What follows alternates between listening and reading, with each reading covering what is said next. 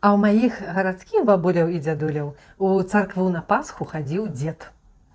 Таму там не было нейкіх вялікіх такіх збораў. Дзед такі быў суровы, і таму браў свянціць толькі тое, што памяшчалася ў яго ў кішэню. Таму яму проста бабуля давала пару яек, кавалак булкі, соль, скрыначка ад запалак. Вось я чамусьці добра гэта памятаю. Дзед гэта ўсё закручваў у такую сурветачку, клаў у кішэню. І царква была далекавата, то ён да царквы ездзіў на ровары. І ён такой драўлянай прышчэпкай прышчапляў штаніну, каб у ланцуг у ровары не закруціла.